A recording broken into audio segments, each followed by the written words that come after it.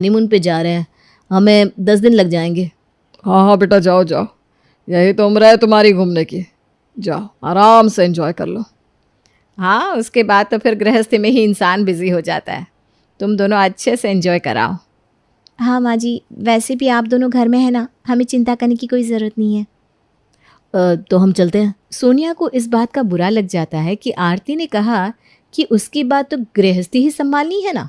वो नाराज़ होकर वेदांत से कहती है, तुम्हारी मम्मी का मतलब मैं समझ गई थी। वो ये कहना चाहती है कि उसके बाद मुझे ही घर का काम करना होगा, रसोई संभालना और घर का काम। अरे नहीं नहीं, वो ऐसा नहीं कह रही थी। अरे तुम जानते नहीं, सास बनती पता नहीं औरतों को क्या हो जाता है। वो खुद की गद्दी की हुकूमत छोड़ना नहीं चाहती, लेकिन मैं ऐसा कुछ नहीं करूँगी, समझे। मैं अपनी ज़िंदगी अपने हिसाब से जीऊँगी। अरे हाँ बाबा, तुम्हें कौन रोक रहा है? तुम वो करो जो तुम्हें करना है, ठीक है। जहाँ एक तरफ सोनिया और वेदांत हनीमून पर गए थे, वहीं शादी की थकावट के बाद अब आरती की तबीयत कुछ ठीक नहीं थी। और जब वेदांत और सोनिया घर आए तब वो अपने माता पिता से कहने लगी, अरे माँ, अपने डॉक्टर को दिखाया कि नहीं? हाँ दिखाया, उनका कहना है कि बहुत ज़्यादा थकावट के कारण आरती की तबीयत खराब हो गई है। बुरा मत मानिएगा मम्मी जी, लेकिन मेरे माता पिता ने भी शादी की तैयारियां की हैं, लेकिन वो तो आपकी तरह ऐसे बिस्तर पर नहीं पड़े हैं। शायद मैं बहुत कमज़ोर हो गई हूँ ना, इसलिए बेटा। ठीक है, आराम करिए। हम भी अभी अभी घूम के आए हैं, हम दोनों भी थक गए हैं। चलो वेदांत। हाँ चलो। शादी होते ही वेदांत का रवैया अपने माता पिता के प्रति कुछ बदल सा गया था। अब उनकी छोटी छोटी बातें भी परेशान करने लगी थी। वेदांत, मेरे दोस्त का बेटा आज तुम्हारे ऑफिस आने वाला है, उसे काम की ज़रूरत है। तुम ज़रा देखना, अगर उसे कोई काम मिल जाए तो। पापा, मैंने कंपनी खोली है, कोई धर्मशाला नहीं कि किसी को भी काम पे रख लूँ। अरे नहीं बेटा, उसका बेटा बहुत काबिल है।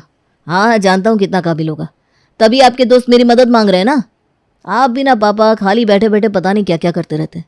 आगे से किसी को भी मेरे ऑफिस में भेजने की कोई ज़रूरत नहीं है आपको। ठीक है बेटा, मैं आगे से ध्यान रखूँगा। तुम गुस्सा मत हो। पापा और मम्मी का तो अब ये रोज़ का हो गया है, किसी न किसी बात पर तुम्हारा मूड खराब करते ही रहते हैं। ज़बान संभाल कर बात करो सोनिया। ये कैसे बात कर रही हो तुम अपने सास ससुर से?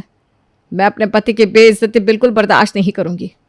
हाँ, तो मैं भी अपने पति का मूड बार बार खराब होते नहीं देख सकती। वेदांत, तुम देख रहे हो ये कैसे बात कर रही है हमसे? मम्मी, शुरुआत तो पापा ने की थी ना, मैं कुछ नहीं कर सकता इसमें। वेदांत! आरती, जाने दो, बच्चे हैं, बात को मत बढ़ाओ।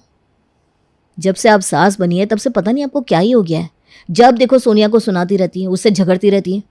अच्छा, और जब से तेरी शादी हुई है पता नहीं तुझे क्या हो गया है। सिर्फ सोनिया का पति नहीं है तू, हमारा बेटा भी है, वो तू भूल चुका है। देखा, इन्हें इसी बात से जलन हो रही है कि तुम मेरी बात मानते हो। ये बिना दूसरी सासू की तरह ही निकली। मैं दूसरी सासों की तरह होती ना बहू, तो आज तेरी हिम्मत नहीं होती मुझसे इस तरह बात करने की। बस माँ, अब क्यों बात को आगे बढ़ा रही हो? मैं आगे बढ़ा रही हूँ या तुम दोनों अपनी तमीज़ भूल रहे हो? आपसे बात करने का कोई फ़ायदा ही नहीं है, जा रहा हूँ मैं। अब तो आए दिन ये तमाशे होते ही रहते। वेदांत अपने माता पिता की कोई बात अब नहीं मानता था, उल्टा उन्हें ही सुनाकर चला जाता था। मैं तो कहती हूँ कि हम जो सोच रहे हैं ना, वो बिल्कुल सही सोच रहे हैं।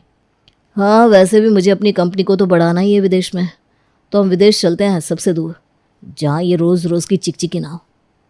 मैं कहती हूँ सारी तैयारियां करने के बाद ही उन्हें बताएंगे, वरना वो तो कोई ना कोई बहाना बनाकर हमें इमोशनल ब्लैकमेल करके रोक लेंगे। लेकिन फिर वो दोनों यहाँ अकेले कैसे रहेंगे सोनिया? अरे वो दोनों इतने बूढ़े थोड़ी ना है, और हम कभी कभी उनसे मिलने आ जाया करेंगे, और हर महीने पैसे भी तो भेजेंगे ना। और क्या कर सकते हैं हम अपना फर्ज तो निभा रहे हैं। बात तो तुम्हारी सही है, वैसे भी यहाँ रहकर इनकी रोक टोक सुननी पड़ रही है हमें। इससे अच्छा है कि हम विदेश में ही सेटल हो जाते हैं। हाँ, तुम जाने की ना सारी तैयारियां कर लो, फिर उन्हें अंत में सब कुछ बताएंगे। सोनिया और वेदांत ने वक्त रहते अपने विदेश जाने की सारी तैयारियां कर ली, और तो और आरती और सुरेश को इसकी कानों कान भी खबर नहीं होने दी। ये लीजिए आपकी चाय। आजकल ये दोनों दिखाई नहीं देते। पता नहीं, हमें कहाँ कुछ बताते हैं दोनों। मम्मी पापा, हम दोनों को आपसे कुछ बात करनी है। हाँ हाँ बेटा, बोलो क्या हुआ? पापा, मैं और सोनिया हम दोनों लंदन शिफ्ट हो रहे हैं। हमने सारी तैयारियां कर ली है, अगले हफ्ते हम जा रहे हैं। क्या, अगले हफ्ते? और तुम दोनों ने हमें कुछ भी नहीं बताया बेटा? पापा हम दोनों कभी कभी आ जाया करेंगे आपसे मिलने, और हर महीने मैं आपको पैसे भी भेज दूंगा। पैसे? तुम्हें लगता है कि हम तुम्हारे साथ पैसों की वजह से है? हाँ तो पापा इस उम्र में आप काम तो कर नहीं पाएंगे, आपको पैसे दे दूंगा, आप अपना खर्चा निकाल लेना। सही तो कह रहा है वेदांत, वो हमारा खर्चा देना चाहता है तो सही बात है ना। एक मिनट, हाँ बेटा अभी आती हूँ। आरती अपने कमरे में जाती है और एक डायरी अपने हाथ में ले आती है और उसे वेदांत को देती है। ये क्या है मम्मी? ये वही डायरी है बेटा जो मैंने तुम्हारे जन्म से लिखी है। इसमें वो सारा खर्चा है जो हमने तुम पर किया है। 10 करोड़ 11 लाख रुपए?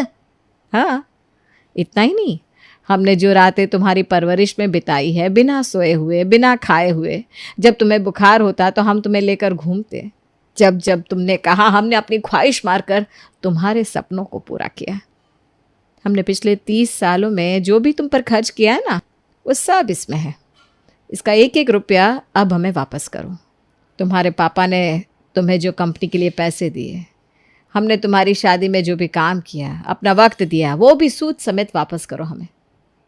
वो सब कुछ वापस करो जो एक माता पिता ने तुम्हें पिछले 28 सालों में दिया है, लेकिन तुमने अपने 2 साल की शादी में उसे भुला दिया। तुम्हारे पापा हमेशा मुझसे कहते थे कि क्या लिख रही हो इस डायरी में। मैंने अपने एक एक पल का हिसाब रखा है।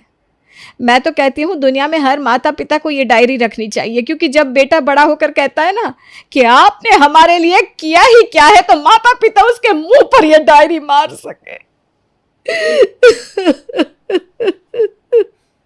अब कहो बेटा।